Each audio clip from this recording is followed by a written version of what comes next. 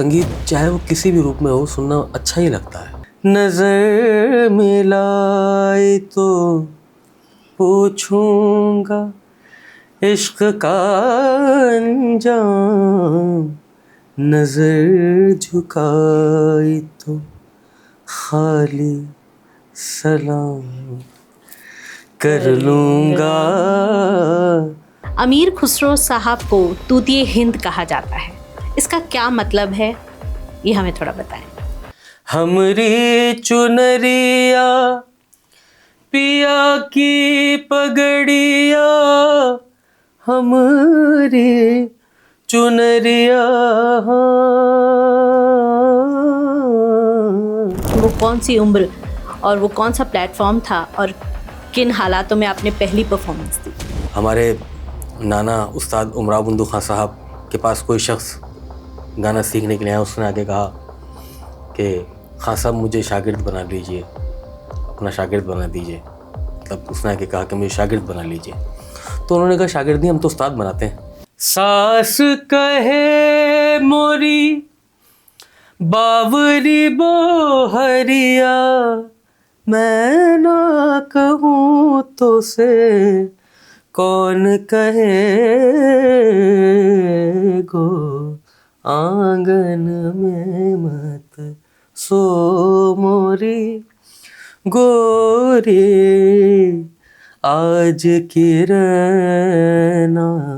कभी सोचा है फरीद जी कि अगर म्यूजिक को ना अपनाया होता तो आज किसी और प्रोफेशन में भी हो सकते थे? या तो संगीत या तो शायद फिर मैं होता ही नहीं। अगर अच्छा गाना गाना चाहते हैं ना तो आप रियाज करना छोड़ दीजिए।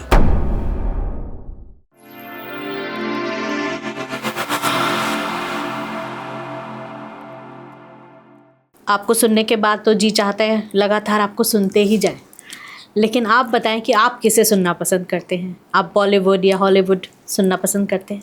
बिल्कुल सुनना पसंद करता हूँ। और बॉलीवुड के अंदर तो वाकई आज भी जैसा आपने कहा कि जो पुराने गाने हैं उसके अंदर इतना रस है कि वो कभी भी पुराना नहीं होता।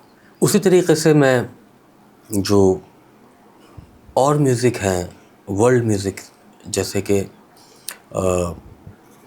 आपने कहा कि हॉलीवुड का म्यूज़िक, उसके अलावा टर्किश म्यूज़िक और ईरानियन म्यूज़िक, अरेबिक म्यूज़िक, ये भी देखता हूँ।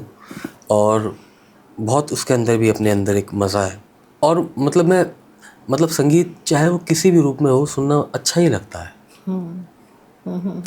बशर्ते कि वो ज़रा फहश बातें ना उसमें ज़्यादा हों। क्योंकि जैसे ऐसे भी गाने बने कि 4 बोतल वोडका काम मेरा रोज़ का, तो इन चीज़ों को तो वाकई नहीं किसी को भी सुनना चाहिए। उसके अलावा जो और म्यूज़िक है वो चाहे वो किसी भी रूप में हो, गज़ल हो या फिर बॉलीवुड का म्यूज़िक हो, हॉलीवुड का म्यूज़िक हो, और दुनिया के अंदर बड़े अलग अलग म्यूज़िक हैं। जर्मन म्यूज़िक, बहुत रिसर्च है उन लोगों की भी। क्या पसंद करते हैं, किसको सुनना पसंद करते हैं, कुछ बताइए। कोई मुझको फेवरेट सॉन्ग या फेवरेट गज़ल? हाँ ज़रूर, मैं आपको सुनाता हूँ। वो रफ़ी साहब के गाने बड़े पसंद हैं मुझे जी। तुम्हारी जुल्फ के साए में शाम कर लूँगा, तुम्हारी जुल्फ के साए में शाम कर लूँगा, सफ़र के एक उम्र का पल में तमाम कर लूँगा, नज़र मिलाई तो पूछूँगा इश्क का अंजाम, नज़र मिलाई तो पूछूँगा इश्क का अंजाम, नज़र झुकाई तो खाली सलाम कर लूँगा, तुम्हारी जुल्फ के साए में शाम कर लूँगा सफ़र एक उम्र का, पल में तमाम कर लूँगा। इमोशन है इस म्यूज़िक के अंदर, एक एक शब्द में बहुत गहराई है। तो मैं क्लासिकल वालों को ये नसीहत दूंगा कि क्लासिकल म्यूज़िक भी इमोशनलेस नहीं होना चाहिए, उसके अंदर पूरे इमोशंस होने चाहिए। सिर्फ राग का मतलब ये नहीं है कि उसके सुरों को सही तरीके से सही ढंग के साथ गा के पेश कर दिया जाए, बल्कि वो जो उस राग का इमोशन है, उस इमोशंस इस इमोशन तक पहुँचिए, उसको समझिए। अमीर खुसरो जी का एक बहुत ही खूबसूरत मिसरा है। खुसरो दरिया प्रेम का उल्टी बाकी धार, जो उबरा सो डूब गया, जो डूबा सो पार। अमीर खुसरो साहब को तूतिए हिंद कहा जाता है, इसका क्या मतलब है, ये हमें थोड़ा बताएं। दरअसल उन्होंने हिंदी की तूती पूरी दुनिया में बुलवाई, इसलिए वो तूतिए हिंद है। कहते हैं ना तूती बोल रही है वही।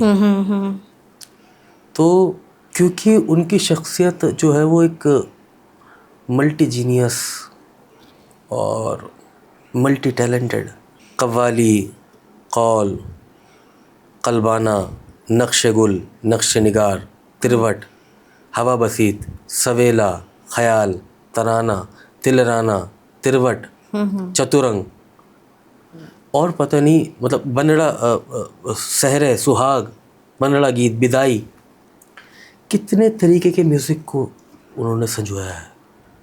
ख्याल, तबला, सितार, कितने राग बनाए, इंस्ट्रूमेंट बनाए, और ऐसे इंस्ट्रूमेंट बनाए कि जो आज भी पूरी दुनिया के अंदर उनके नाम की तूती ही बोल रही है। तो ये ख़िताब उनको तब मिला कि जब वो एक महफ़िल के अंदर गए और वहाँ पर शेख सादी ने जब उन्हें देखा तो उन्होंने कहा जब यहाँ पे खुसरो मौजूद थे तो फिर मेरी क्या ज़रूरत थी। तो वो ऐसी शख्सियत रहे कि अपनी ज़िंदगी के अंदर हर जगह उनके नाम के चर्चे थे। जैसे उनका एक बड़ा मशहूर वाक़या है कि वो एक मर्तबा पानी पीने के लिए कुएं के पास गए, वहाँ पे कुछ औरतें पानी कुएं से निकाल रही थी, तो उन्होंने कहा कि मुझे पानी पिला दो। तो उन्होंने कहा भाई पानी तो हम पिला देंगे, मगर आपके बड़े चर्चे सुने हैं, ज़रा हम आपको कुछ शब्द देते हैं, इससे कुछ शेर बनाकर सुनाओ तो माने कि भाई। तो एक ने कहा चरखा, एक औरत ने कहा ढोल, एक ने कहा खीर, एक ने कहा कुत्ता। तो उसी वक्त उन्होंने एक शेर बनाया, खीर पकाई जतन से, चरखा दिया जला, खीर पकाई जतन से, चरखा दिया जला, आया कुत्ता खा गया, तू बैठी ढोल बजा। तो इतने टैलेंटेड एक शख्सियत हमारे इस देश के अंदर वो गुज़रे कि उनकी चीज़ें आज भी नई हैं। बहुत बड़ी बात। और वो कव्वालियाँ जो उन्होंने बनाई वो रोज़ उनको सुना जा रहा है। छाप तिलक सब छीनी मौसे नैना मिला के जी। तो ये एक ऐसी चीज़ें और सरलता के साथ, मतलब उनकी लैंग्वेज ऐसी है कि किसी भी इंसान कोई उसको पढ़ेगा तो आराम से उसको समझ जब हम पाएगा। सुनते हैं तो हमें लगता है हमारे लिए बनाया गया है, हम इसको गुनगुना रहे हैं, या मेरे हालातों के ऊपर ये गज़ल है या ठुमरी है या गीत है, ऐसा महसूस होता है। और उनका जो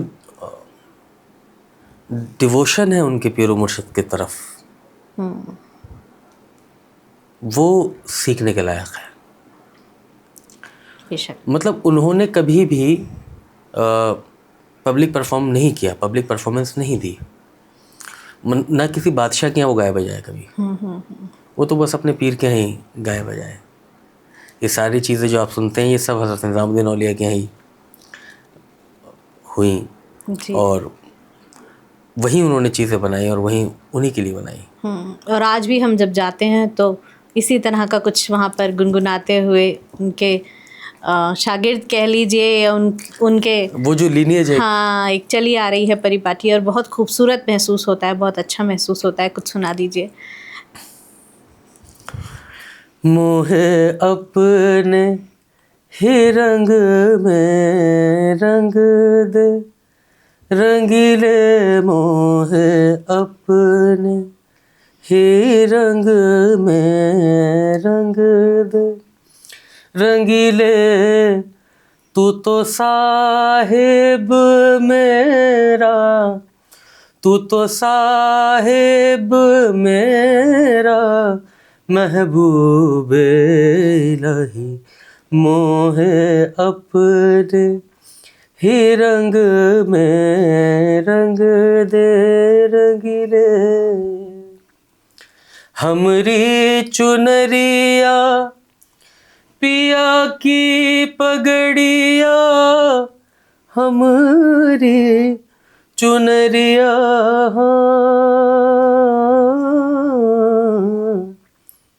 हमरी चुनरिया पिया की पगड़िया, वो तो दोनों बसंती रंग दे, तू तो साहिब मेरा, तू तो साहिब मेरा, महबूबे इलाही मोहे अपने ही रंग में रंग दे, रंगीले। इतने मंझे हुए आपके सुर हैं और जब आप गाते हैं तो लगता है कि बस लगातार आप गाते जाएं और हम सुनते जाएं। तो आपके जो मंझे हुए सुर हैं इनका कारण डेफिनेटली आपका रियाज रहा होगा, लेकिन वो कौन सी उम्र और वो कौन सा प्लेटफॉर्म था और किन हालातों में आपने पहली परफॉर्मेंस दी? बहुत छोटी उम्र के अंदर मैंने पहले परफॉर्मेंस दी और लगभग मैं कोई 8 साल का होऊंगा उस वक्त पे। तो मेरे मामा उस्ताद तनवीर अहमद ख़ान साहब ने एक प्रोग्राम ऑर्गेनाइज़ किया था त्रिवेणी कला संगम में, मैं वहाँ पे गाया। मगर फिर उसके बाद जो है फिर पब्लिक परफॉर्मेंस को रोक दिया गया। अच्छा। वो भी एक बुज़ुर्गों का तरीक़ा था, क्योंकि क्या होता है कि जब जो लड़के होते हैं तो 12-13 साल की उम्र में उनकी आवाज़ चेंज होती है। तो उसको बोलते हैं डोग। डोग। आवाज़ डोग में आ जाती है और उस दौरान अगर आवाज़ फंस जाए उसमें तो काफ़ी दिक्कतें आ जाती हैं। तो उस वक्त जो है फिर वो बंदिशों को जानना, रियाज उस तरीके से नहीं होता, बल्कि वॉइस को रेस्ट दिया जाता है, बंदिशों को याद किया जाता है, रागों को याद किया जाता है, कोई एक इंस्ट्रूमेंट सीख लिया जाता है। तो खैर इंस्ट्रूमेंट तो मैं नहीं सीख पाया कोई, मगर हाँ उस दौरान बंदिशें और चीज़ें कर सीखी मैंने। फिर जब मैं 18 साल का हुआ जी, फिर मैंने जो है वो पब्लिक में उस तरीके से परफॉर्म करना स्टार्ट किया। और फिर वो एक कहते हैं ना कड़ियल जवानी की उम्र होती है, उस वक्त वो रियाज और परफॉर्म करना दोनों फिर साथ चलते रहे। फिर मेरे उस्ताद इकबाल अहमद ख़ान साहब, उनके साथ मैं स्टेज के ऊपर उनको वोकल सपोर्ट देने लगा। तो फिर स्टेज का तजुर्बा मिलता गया। फिर मेरे जो वालिद साहब हैं उस्ताद निज़ामुद्दीन ख़ान साहब, तो उनके साथ गाता रहा। तो कैसे माइक पे कितनी फोर्स लगनी चाहिए, कितनी दूर से गाना चाहिए, कब माइक के करीब गाना है, तो वो चीज़ें फिर आसान होती रही। और फिर क्या है कि एक बड़ा बैठा हुआ है तो आप उसकी छत्र छाया के अंदर महसूस है कि अगर आपसे कुछ गड़बड़ होने वाली होगी, बड़े हैं तो वो उसको वहाँ पे संभाल लेंगे।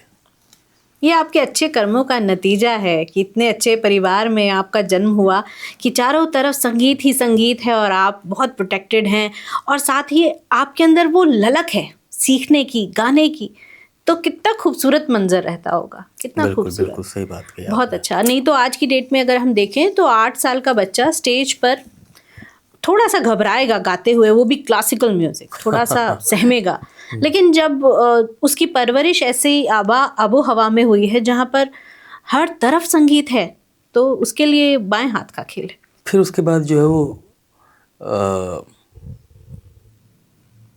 बड़ों की बातें वाकई बड़ी होती हैं। जैसे कहा जाता है ना, कॉन्फिडेंस से गाना। हमको बताया गया कॉन्फिडेंस जैसी कोई चीज़ नहीं होती बेटा, जो आता है जाके गा देना। वाह, बहुत अलग बात है ये। जो आपने रियाज किया, सीखा है, बैठो और गा दो। अब वो अच्छा हो गया बुरा हो गया किसी को नहीं पता ना। किसी बैट्समैन को पता थोड़ी कि आज वो सेंचुरी मार देगा आगे। अभी माशाल्लाह से वो हमारा 14 साल का ही बच्चा है, उसने आके आईपीएल में बड़ी ज़बरदस्त सेंचुरी मार दी।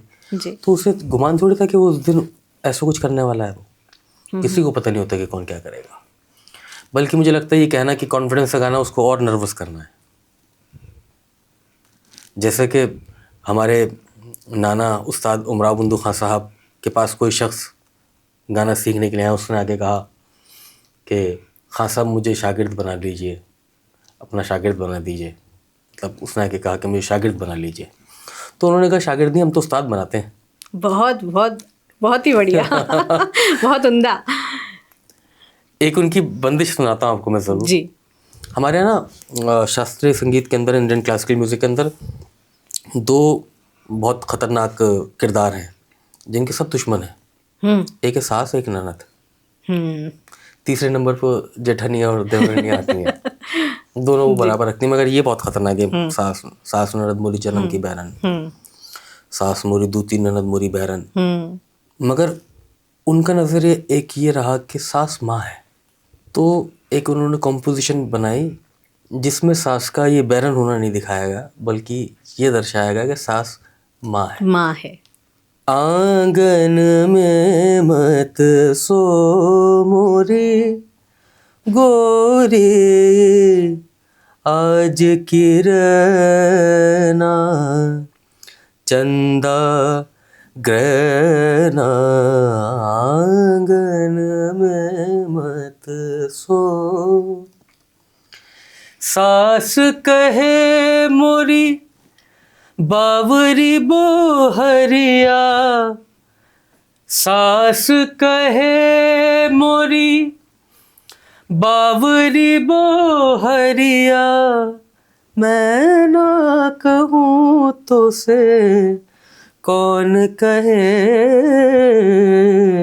गो, आंगन में मत सो मोरी गोरी, आज किरना चंदा ग्रहना, आंगन में मत सो।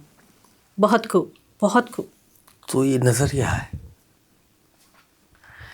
क्योंकि जैसा आपने कहा कि आज का ज़माना थोड़ा सा अलग किस्म का है, मगर चीज़ों को एक्सेप्ट करना, जब हम किसी इंसान को एक्सेप्ट करते हैं तो सिर्फ उसकी अच्छाइयों को एक्सेप्ट नहीं करते, उसकी अच्छाई बुराई दोनों के साथ उसको एक्सेप्ट करते हैं। बिल्कुल। तो अगर आप ये तलाश करने निकलें कि भाई कोई ऐसा शख्स हमको ज़िंदगी में मिल जाए कि जिसके अंदर कोई बुराई ही ना हो, नामुमकिन। तो फिर आप अकेले ही खड़े हुए नज़र आएंगे।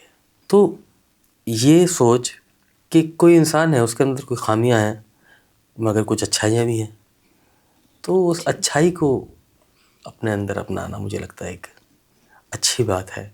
एक शेर भी है ना कि कभी किसी को मुकम्मल जहाँ नहीं मिलता, कहीं ज़मीन नहीं मिलती, कहीं आसमान नहीं मिलता। तो ये जो हमारे घराने का जो ये नज़रिया है कि उन्होंने यही सोचा कि भाई मतलब इतना बता दिया गया उनको, तो ऐसी बंदिश बनाई। और जैसे मैंने आपको बताया कि भक्ति भाव की ज़्यादा बंदिशें हम गाते बजाते हैं, तो उसी तरीके से नसीर अहमद ख़ान साहब, उन्होंने जो माइक के ऊपर आवाज़ का ढंग इस्तेमाल किया है कि कहाँ माइक से दूर जाना है, कहाँ करीब आना है, कहाँ आवाज़ को खोलना है, कहाँ दबाना है, उनसे पहले किसी भी क्लासिकल म्यूज़िक के अंदर जो है वो क्लासिकल शास्त्रीय संगीत गाने वाले ने आवाज़ को उस तरीके से क्लास में करके नहीं गाया। वरना इसी चीज़ को अच्छा माना जाता था, आज भी अच्छा माना जाता है कि फुल थ्रोट वॉइस, बड़ी खुली हुई आवाज़ बहुत अच्छी है बात। बार बार कहा जाता है खुल के गाओ, खुल के गाओ। जी। मगर अब वो गा रहे हैं, ए दया मुँह पे की दया दया, अब खुदा से इल्तिजा कर रहे हैं कि दया मुँह पे कीजिए जग के पालनहार। तो वो इल्तिजा गाने से भी नजर आनी चाहिए। दया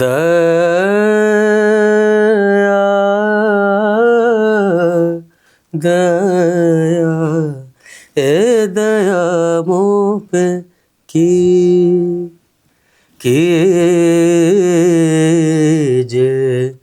जग के पालनहार,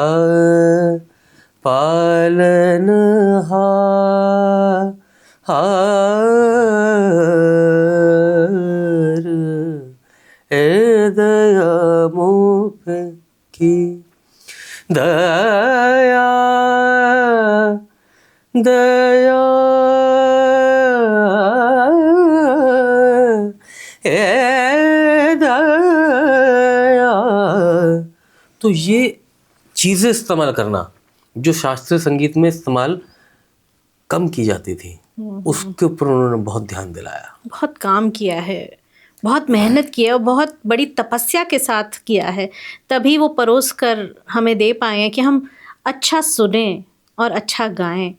और बहुत सारे ऐसे किस्से होते होंगे आपके घरों में, जैसा कि अमूमन परिवारों में होता है कि हम बड़े बुजुर्गों की कुछ बातें याद रखते हैं, किस्से सुनाते हैं। तो मुझे लगता है आपके लिए कितना गौरव का अनुभव करते होंगे आप, जब आप इस तरह की बातें, जो आपने सही कहा बिल्कुल कि बड़े जो हैं सच में बड़ी बातें करते थे। सही बात। उनके छोटे छोटे टिप्स, उनकी छोटी छोटी बातें कितनी गहरी हैं, वो आने वाले समय में हमें समझ में आता है। सही बात है। जैसे मैंने आपको बताया कि ये कहा गया कि बेटे पानी में उतरने के बाद अब पानी जैसे बह रहा है उसके साथ बहो ना, तुम क्यों उसकी उल्टी दिशा में बह के जो डूबना चाहते हो।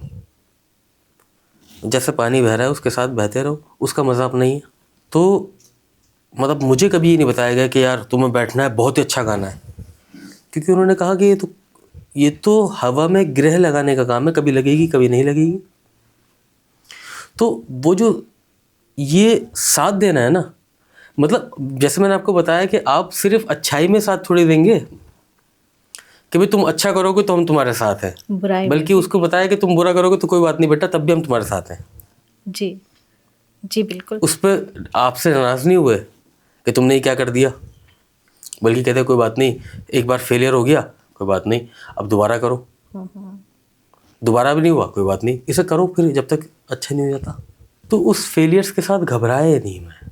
फेलियर्स तो सभी के साथ आते हैं। कोई चीज़ मतलब आप यकीन मानिए कि मुझे इकबाल अंकल जो है वो बता रहे सुबह से शाम हो गई, समझ में नहीं आके दे रहा कि ये गा किस तरीके से रहा है।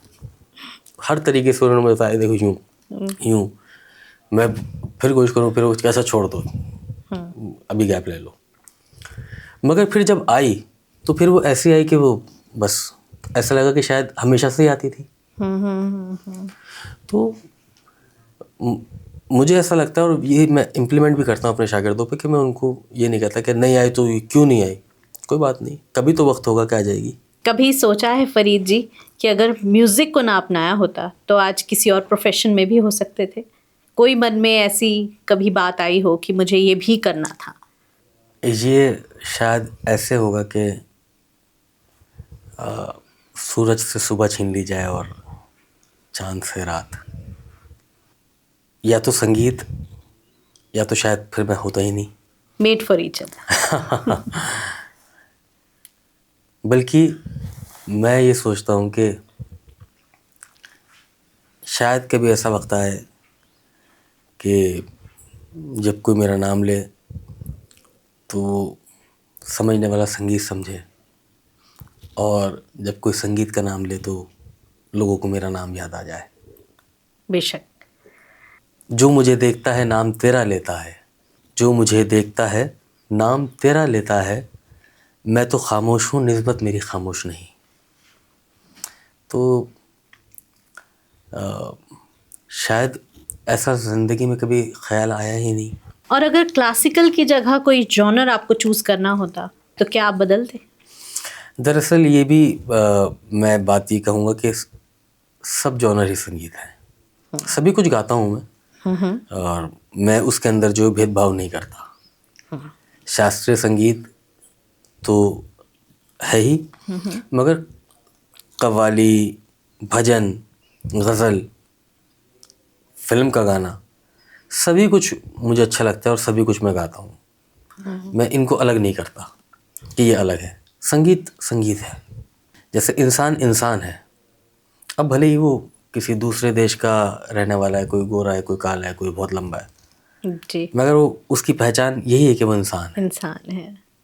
उसी तरीके से संगीत की पहचान संगीत है। ठीक है, वो अलग अलग उसके ढंग हैं और हर जगह ही होता है ऐसा, जी, सिर्फ संगीत में नहीं, मगर उसकी पहचान ये है कि वो संगीत है। तो मैं संगीत को जॉनर्स में नहीं बांट करके उसे इकट्ठा करता हूँ कि पूरी दुनिया का म्यूज़िक एक म्यूज़िक है, क्योंकि पूरी दुनिया के अंदर म्यूज़िक 12 सुरों पर आधारित है। उसके अलावा ना कोई उसे 11 कर पाया, ना कोई उसे 13 कर पाया। चाहे पूरी दुनिया का कहीं का म्यूज़िक है, इन्हीं 12 सुरों पर आधारित है। बिल्कुल, बहुत बड़ी बात है ये कि हम उसे कितना भी घुमा लें, लेकिन हमें घूमकर 12 सुरों पर ही आना है और उन्हीं के इर्द-गिर्द घूमकर नई-नई चीज़ों को इजाद करना है, नए-नए गाने हम बना सकते हैं। और सुरों को लगाते हुए कहते हैं कि साँसों पर बहुत काबू रखना होता है, बहुत ध्यान रखना होता है। जैसे वो कौन-सी टिप्स हैं जो एक सिंगर को जब वो शुरुआत होती है, सीखने का एक मन होता है, जो लोग हमारे ऑडियंस, जो हमारे फॉलोअर्स आपको सुन रहे होंगे, आप उन्हें क्या टिप्स देना चाहते हैं? देखिए, एक बात तो मैं ये ज़रूर कहूँगा आपके इस बातों बातों के माध्यम से, बातों बातों में, कि अगर अच्छा गाना गाना चाहते हैं ना, तो आप रियाज करना छोड़ दीजिए। मतलब मैं इस बात को और अच्छी तरीके से बताता हूँ कि अगर आप अच्छा गाना गाना चाहते हैं तो गलत रियाज करना छोड़ दीजिए। लोग ना सुनी सुनी बातों पे यकीन करते हैं कि जी 12 घंटे गाने से होगा, 14 घंटे की रियाज से होगा, 8 घंटे की रियाज से होगा। ऐसा कुछ नहीं है, सही ढंग से करने से होगा। मेरे वालिद साहब मुझे बताते हैं, एक मिसाल देते हैं कि मूर्ख करे सारी रैन और चतुर करे एक घड़ी, बराबर होती है वो। तो अगर आप रियाज करना चाहते हैं तो प्रॉपर तरीके से उसे सीखिए। ऐसा नहीं कि अपनी मर्ज़ी से आपने जो सुन लिया कि कोई कह रहे थे और आपने भी गाना शुरू कर दिया। और मेरे पास ऐसे बहुत सारे बच्चे आते हैं कि जो आवाज़ जिनकी ख़राब हो गई है, क्योंकि एक तो वो जो मैंने बताया कि 12-13 साल की उम्र में वॉइस चेंज होती है, उस वक्त कोई नहीं मिल पाता, वो करते रहते हैं, सोचते हैं कि क्या हुआ मुझसे, कल तक तो गा रहा था, आज गाया नहीं जा रहा मुझसे, अचानक से क्या हुआ। तो कोई बताने वाला बता नहीं पाता कि भाई ये एक नेचुरल प्रोसेस है और ये अभी 6 महीने 1 साल के अंदर ठीक हो जाएगा। तो गुरु ढूंढिए और उससे सीखिए, फिर उसके सामने बैठ के रियाज कीजिए। रियाज इस चीज़ का नाम नहीं कि आप जो कहीं बैठ के अपनी मर्ज़ी से कुछ भी गाया जा रहा है वो रियाज है, बल्कि रियाज उस चीज़ का नाम है कि आप किसी ऐसे इंसान के सामने बैठ के गाइए कि जिससे पता है कि क्या हो रहा है, जो आपको टोक सके कि ये यूँ गलत है, इसे इतना किया जाए, ये ना किया जाए। जैसे कि संगीत के अंदर ये जानना कि क्या करना है रियाज में, इससे ज़्यादा ज़रूरी है कि पहले ये पता चले क्या नहीं करना है। बिल्कुल। तो इसीलिए मैंने ये बात कही कि गलत रियाज करना छोड़ दीजिए, वरना आपको उससे नुकसान होगा। फ़रीद हसन खान साहब से आज हमारी बातों बातों में जितनी भी बातें हुई, मुझे लगता है एक एक बात बार बार सुनने लायक है, समझने लायक है कि किस तरह से अपनी संस्कृति को संजो कर रखा जाता है, उससे प्यार किया जाता है और आगे आने वाले समय में भी वो इसे निरंतर इसी तरह संवार कर रखना चाहते हैं। हम उस पर क्या भागीदारी दे सकते हैं, कैसे उसे संभाल सकते हैं। एक अच्छा म्यूज़िक सुनना भी एक बहुत बड़े और अच्छे कलाकार की पहचान होती है, क्योंकि अगर हम अच्छा म्यूज़िक सुनेंगे ही नहीं तो हमें पता कैसे होगा कि क्या बंदे ने मेहनत की है और क्या सुकून का एहसास उसे सुनने के बाद होता है। तो अगर आप अच्छा म्यूज़िक सुनेंगे तो एहसास करेंगे कि कितना सुकून मिलता है। जैसा कि अभी आपने बताया था कि आप मोस्टली भक्ति में डूबे हुए म्यूज़िक को सुनते हैं, तो प्रभु को पाना है तो भी म्यूज़िक चाहिए। तो हर रूप में म्यूज़िक हमें संवारता है, हमें संभालता है। चाहे हम बहुत खुश हैं तो भी हम म्यूज़िक की सहायता लेते हैं, जब हम बहुत दुखी होते हैं तब भी हम म्यूज़िक सुनते हैं, पार्टी में जाते हैं तो भी हम म्यूज़िक सुनते हैं, फ्रेंड को सेलिब्रेट करते हुए देखते हैं, उसके खुशी में खुश होते हैं तो भी हम डांस करते हैं, म्यूज़िक करते हैं। तो म्यूज़िक का हमारी लाइफ में बहुत बड़ा रोल है। लेकिन क्लासिकल म्यूज़िक हमारी जड़ें हैं, हमारा इतिहास है, हमारी धरोहर है, जिसे हमें मिलकर बचाना है। मैं उम्मीद करती हूँ कि आप लोग जो भी सीखना चाहते हैं क्लासिकल म्यूज़िक, वो हमसे जुड़ेंगे, फरीद हसन जी से जुड़ेंगे और उनसे सीखेंगे। ना केवल आप शागिर्द बने, आप उस्ताद बन सकें। तो आइए एक बार फिर बातों बातों में आखिरी बार जानते हैं कि क्या फरीद हसन जी कहना चाहते हैं अपनी बातों के ज़रिए। बातों बातों में एक आखिरी पैगाम लोगों के लिए। संगीत, ख़ास करके हिंदुस्तानी शास्त्रीय संगीत,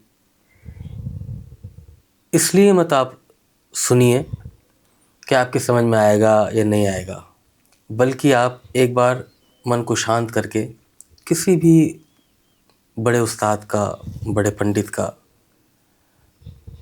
गाना सुने, बजाना सुने, और फिर आप देखिए कि आपकी ज़िंदगी के अंदर कितनी पॉजिटिविटी आती है। मैं आपको आज ये गारंटी दे के जाता हूँ कि वो इंसान कि जो दिन के अंदर सिर्फ़ और सिर्फ 15 से 20 मिनट म्यूज़िक सुनेगा, इंडियन क्लासिकल म्यूज़िक, वो देखेगा कि उसकी ज़िंदगी संवर गई। जी, बहुत बड़ी बात है। और अगर संवारनी है तो अच्छा सुनना बहुत ज़रूरी है, बहुत ज़रूरी। एक क्विकली रैपिड फायर राउंड खेलेंगे आपके साथ। आपको सिर्फ एक जवाब देना है, दिल्ली या मुंबई? दिल्ली। कौन सा एक्टर है जो आपका सबसे ज़्यादा फेवरेट है? देवानंद। कौन सा सिंगर आप बहुत पसंद करते हैं? उस्ताद नसीर अहमद खान साहब। गज़ल कौन सी बहुत पसंद है आपको? ज़िंदगी में तो सभी प्यार किया करते हैं, मैं तो मरकर भी मेरी जान तुझे चाहूँगा। कोई ऐसी कव्वाली जिसे अक्सर सुनते हैं? मोहे अपने ही रंग में रंग दे, तू साहिब मेरा महबूब इलाही।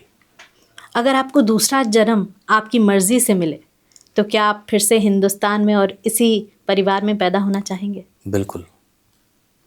अगर आपको इन 800 सालों में चुनना पड़े कोई एक शख्स, कोई एक उस्ताद, तो आप किन्हें चुनेंगे?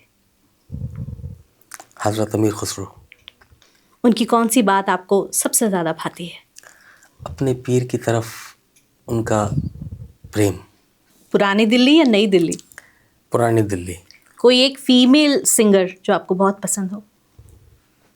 लता जी। लता जी का कौन सा गीत बहुत ज़्यादा अच्छा लगता है आपको? बल्कि ये मतलब एक कोई गाना चुनना जो है वो ज़्यादती होगी। हर एक गाना उनका बहुत अच्छा है। बल्कि ये क्वेश्चन होना चाहिए कौन सा ना पसंद है, क्योंकि सभी पसंद है। ये भी गलत है। ये भी गलत है, हो ही नहीं सकता। हो ही नहीं सकता। बेशक। फरीद जी, आप हमें टिप्स भी दें हमारे आने वाले फ्यूचर जनरेशन को जो क्लासिकल म्यूज़िक को प्यार करती है, और साथ ही बातों बातों में हमारे फॉलोअर्स को एक संदेश।